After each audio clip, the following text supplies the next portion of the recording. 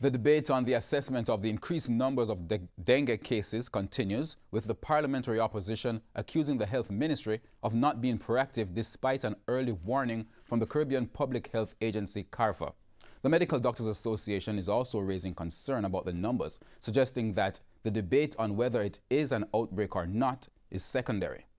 More than 500 suspected cases of the dengue virus so far this year, with some being confirmed.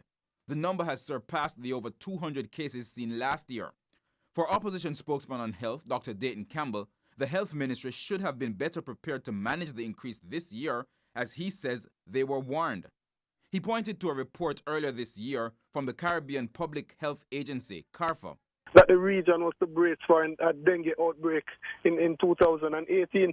So they should not have caught the ministry in this position where they are now reactive to the problem. And I keep on talking about it, and nobody in the ministry was paying serious attention. They kept on just doing a briefing and trying to say that we don't have this amount of cases, we're not at an outbreak level. And I didn't see what was the reason for going down that road, because we went down that road with chicken gun. Yeah? Health Minister Dr. Christopher Tufton has repeatedly indicated that despite the increase in numbers, it has not reached the threshold to be medically classified as an outbreak.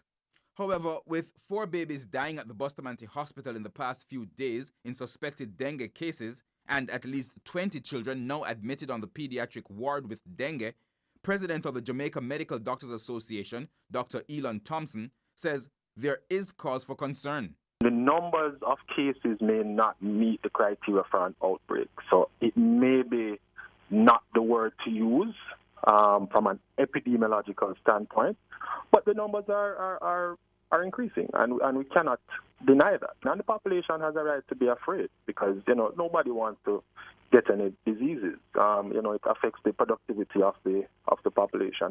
Both Dr. Campbell and Dr. Thompson pointed to increased numbers in other parishes. However, the JMDA president says he does not agree with suggestions that the health ministry is withholding information on dengue cases in an effort to avoid causing panic.